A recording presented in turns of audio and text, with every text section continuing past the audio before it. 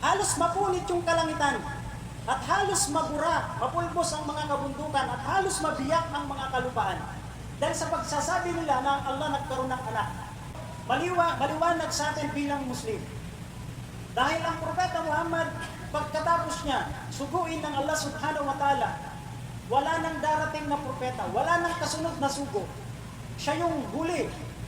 Wala nang darating pagkatapos niya. Kaya makikita natin, ito ay isang malaking kasinungalingan na sinasabi nila na mayroon pang mga sugo na dumarating. Ang lahat ng mga propeta, 124,000. Walang dagdag at walang bawas. Wala nang idadagdag at wala nang ibabawas. Lahat ito ay pinapaniwalaan natin. At sila'y pantay-pantay dahil sinabi ng Allah subhanahu wa ta'ala sa banal na Quran, وَلَقَدْ بَعَثْنَا فِي كُلِّ أُمَّةٍ رَسُولًا أَنْ يَعْبُدُوا اللَّهَ وَاجْتَنِبُوا الطَّاغُوتَ. Sa bawat nasyon, sa bawat lugar, nagpadala ang Allah subhanahu wa ta'ala ng tagapagbabala, ng mga sugo, para sabihin lamang isa lang ang Diyos. Hindi sinabing tatlo, hindi sinabing isa na naging tatlo, o tatlo na naging isa. Sa Islam maliwanag ang Allah, Qul huwallahu ahad. Sabihin mo ang Allah, siya lang mag-isa, wala nang ibang maliban sa Kanya. So, ito yung daladalang aral ng mga sugo at mga propeta.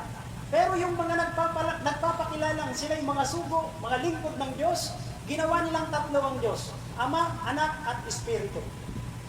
Wala pang nakakita sa Diyos. Paano mo masasabi na lalaki ang Diyos? Ama, Father. Tapos may anak ba?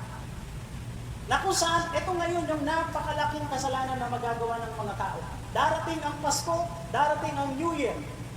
Na kung saan, napakalaking kasalanan na magagawa ng isang tao. Doon sa loob ng shirk na ginagawa ng shirk ng ating mga kababayan, mayroon pang shirk sa loob.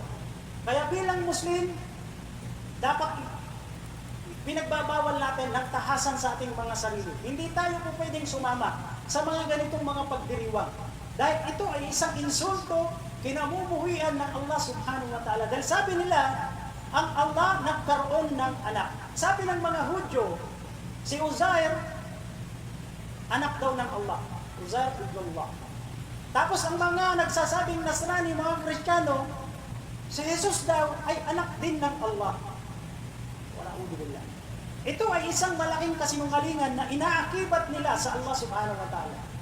Ito ay isang malaking insulto na kung saan pag binati tayo, Merry Christmas, tapos sasagutin pa natin, Happy New Year. Subhanallah. Pinumpleto pa natin. Yang dalawa na yan ay isang malaking kasalanan. Shirkul akbar. Mawawalang saysay lahat ng mga ginawa nating kabutihan. Walang kwenta ang mga kabutihan natin kung tayo ay magkakasala ng shirk. O pwede ba na isa kang alipin ng Allah, isa kang Muslim, iinsultuhin ng Panginoong Allah subhanahu wa ta'ala? Insulto ito na sinasabi nila nagkaroon ng anak ang Allah subhanahu wa ta'ala. Dahil ng paniniwala nila, ipinanganak daw ang Diyos ng December 25. Paano ng December 24, sino ang Diyos? Kasi December 25, pinanganak daw ang Diyos. Tapos pinanganak pa ng taong si Maria.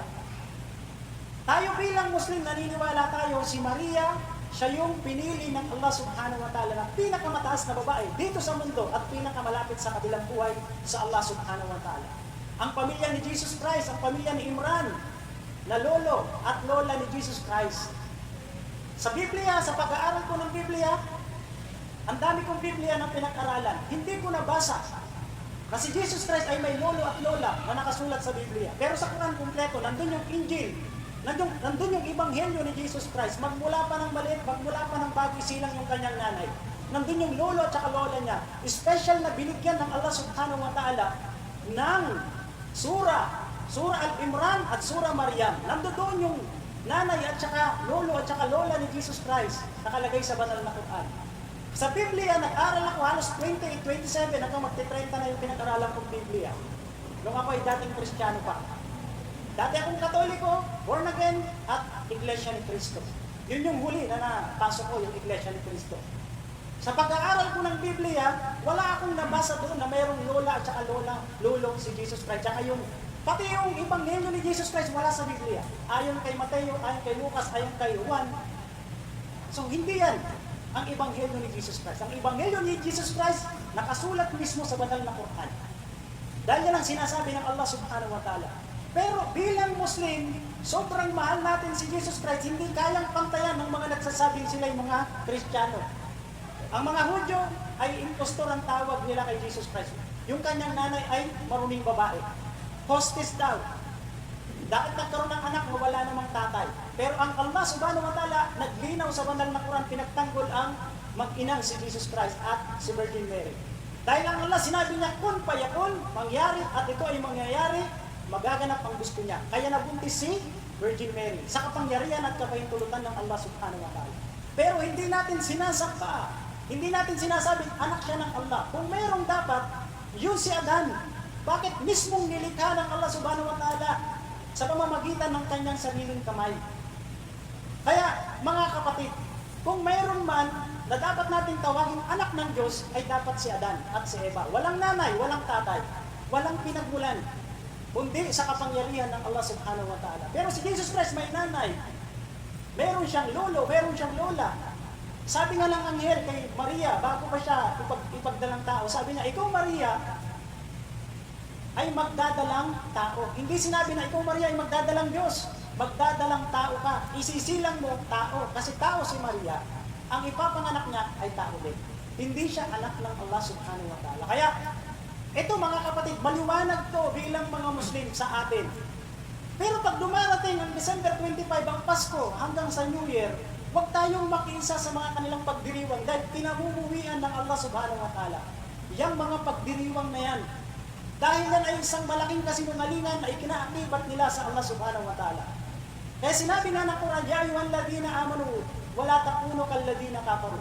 La takunu kalladina kafaru. O kayong mga mananampalataya, huwag kayong gumaya, huwag kayong tumulad sa mga hindi mananampalataya, lalong-lalo na sa pananampalataya. Sa ibang bagay pwede natin gayahin. Pero yung pananampalataya, number 1, ito yung ating sinasabing ibada. Yung pagsamba natin. Dahil ito, yung kukumpleto sa atin ng ating paniniwala, pananampalataya sa Allah subhanahu wa ta'ala. Paano kung naniniwala tayo sa Allah? Naniniwala din tayo na may anak ang Allah, si Jesus Christ, si Uzair. Sa Islam, hindi mo pwedeng sabihin may anak ang Allah subhanahu wa ta'ala. Parang sinabi mo na ang Allah ay mayroong pangangailangan. Ang Allah ay ganap, as-samad. Siya yung walang pangangailangan. Lahat ng mga nilikha, tayo ang may pangangailangan sa Allah subhanahu wa ta'ala. Yan. Kaya, sa banal na Quran, napakaliwanag. Alam nyo ba mga kapatid kung gaano kalaking kasalanan ang magagawa natin?